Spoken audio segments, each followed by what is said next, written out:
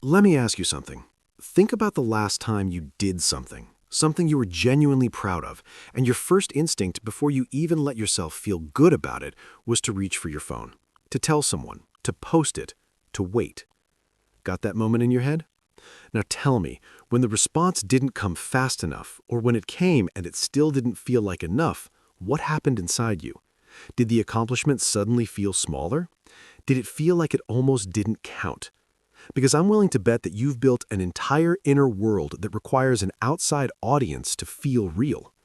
And that right there, that's not a social media problem. That's not a confidence problem. That is a survival architecture that was built inside you, probably long before you had any say in the matter. This video is about dismantling it. Not with affirmations, not with a morning routine, but with the kind of understanding that makes you look at yourself and finally, for the first time, stop being your own jailer. This isn't just about needing likes. This is about the invisible chain that keeps you orbiting other people's opinions instead of living your own life. Stick with me, because this gets darker before it gets better. And by the end of this, you'll understand why chasing validation was never a flaw in your character, it was a strategy. And today, you're going to learn a better one. Here's what it actually looks like on the inside. You have an idea, a real one, something that matters to you, and before you even pursue it, before you take a single step, you run it through a filter. What will they think? Will they get it? What if nobody cares? And maybe you push through that. Maybe you do the thing, but you can't fully inhabit the moment because part of you, a significant part, has already left the room and is standing outside yourself, watching, waiting for the verdict. You've felt this before, haven't you? The presentation you gave where your brain wasn't tracking your own words, it was tracking their faces. The relationship you stayed in 3 months too long because leaving would have required you to be okay without their version of you. The creative project you quietly buried because one person's lukewarm reaction extinguished the whole flame. Here's what really hurts. The validation you get, when you get it, it doesn't even work the way it's supposed to. Someone says exactly what you needed to hear, and for maybe 30 seconds, something in you relaxes. And then it starts again. The hunger comes back, louder this time. The worst part? You started to need more to feel the same. What used to satisfy you doesn't anymore. So you perform harder. You shrink more. You angle your words and your image and your choices not toward what's true for you, but toward what lands. And it always ends the same way. You wake up one day and realize you've curated yourself so carefully for so long for so many different audiences that you have genuinely lost track of who you actually are underneath all of it. Right now, some of you are living this, not as a concept, as your daily reality. Stay with me because this next part explains everything. Here's what's actually happening inside your nervous system. This is not a personality flaw. This is not weakness.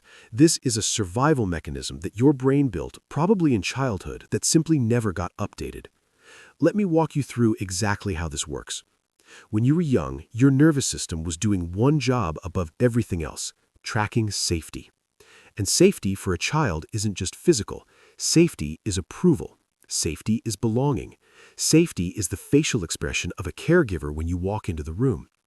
Somewhere along the way, maybe your approval was conditional. Maybe love came with performance requirements attached. Maybe the message you absorbed, not in words but in experience, was this: you are acceptable when you are pleasing. You are loved when you are useful. You are okay when they say you are okay. Your brain learned that lesson perfectly. And then it generalized it, because that's what brains do. They take survival rules from early environments and apply them everywhere, to every relationship, every room, every decision. Imagine a child who learns that the only way to not get burned is to never touch the stove. That rule makes complete sense in a kitchen where the stove is always on. But when that child grows up and moves into a world where most stoves are off, they're still avoiding them. They've built their entire life around a danger that no longer exists in the same form. That is validation seeking. It is an emotional thermostat set to a climate you no longer live in. Here's the neurological piece that most people skip over, and I need you to really hear this next part. The brain's reward system, the dopamine loop, does not distinguish between meaningful satisfaction and external approval. It responds to both with the same signal: more.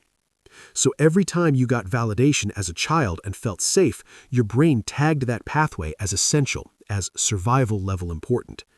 This means the pull you feel toward approval is not a character defect. It is a deeply grooved neural pathway that your brain treats like oxygen. First, you encounter any situation where your worth might be evaluated. Second, your nervous system triggers a low-grade alarm, not quite fear, but a restlessness, an urgency. Finally, you seek relief from that alarm through external input, someone's reaction, someone's response, someone's opinion of you. And when the relief comes, even briefly, the pathway deepens. Once you understand this mechanism, you cannot unsee it. But here's where it becomes dangerous in adulthood.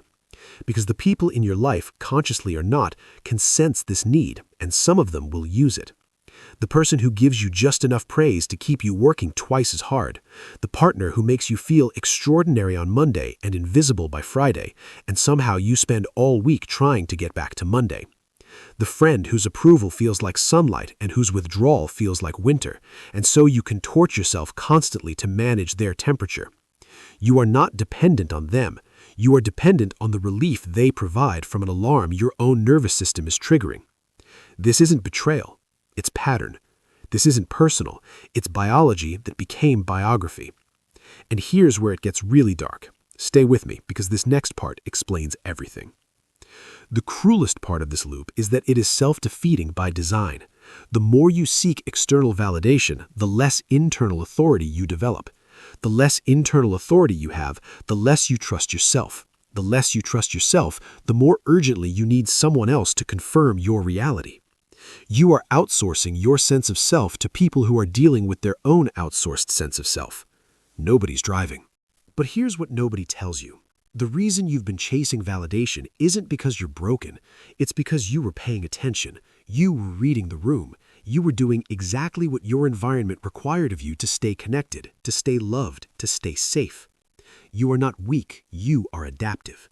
The problem was never that you cared too much. The problem was that you were taught to locate your worth outside your own body, and you've been searching in that direction ever since.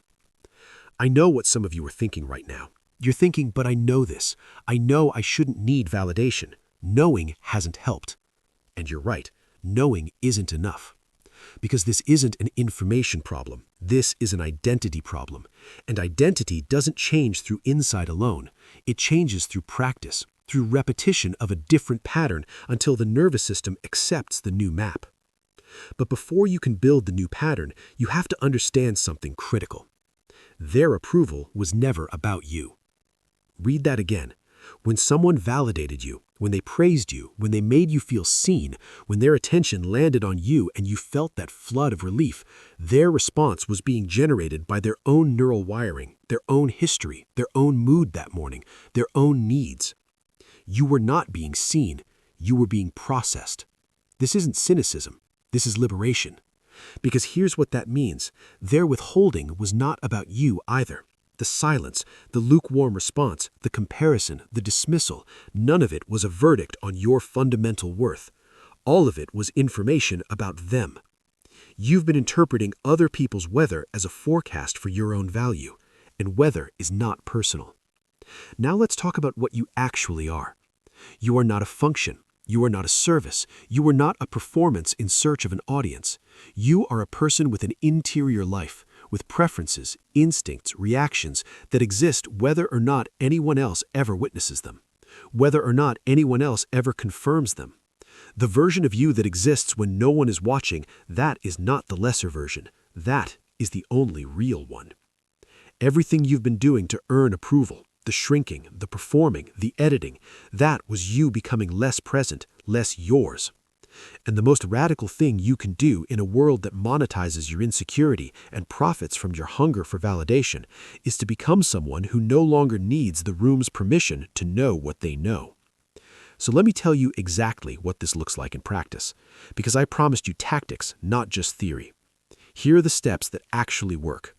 First, you stop outsourcing your completions. This means before you tell anyone about an accomplishment, you sit with it alone first. You feel it. You let your own nervous system register that something real happened. You become the first person to validate your own experience, not because you're closing yourself off, but because you're practicing being a primary witness to your own life, instead of always needing a secondary confirmation. This is uncomfortable at first. It's supposed to be. You are retraining a deep-grooved pathway. Second, you learn to audit the ask. Every time you catch yourself seeking validation, pause and ask this question: am I looking for information or am I looking for relief? Information means you genuinely need feedback to improve or decide. Relief means you already know the answer and you're seeking permission. If it's information, ask, strategically, from credible sources. If it's relief, don't outsource it. Sit with the discomfort until you can generate your own resolution. This is how internal authority gets built. Not with affirmations, through repetition of tolerating your own uncertainty. Third, watch for the approval economy in your relationships. Here's the diagnostic. Watch how certain people in your life respond when you stop performing, when you stop updating them, when you stop curating yourself for their comfort.